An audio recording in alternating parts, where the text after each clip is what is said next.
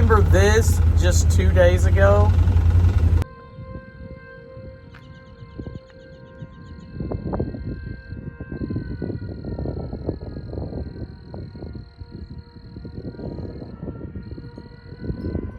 They're saying tonight is expected to be worse.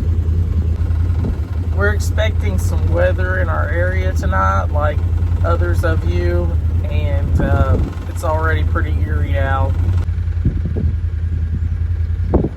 So please be praying for everyone in the path of the storm, including us. And we're going to get to soil sampling and planting.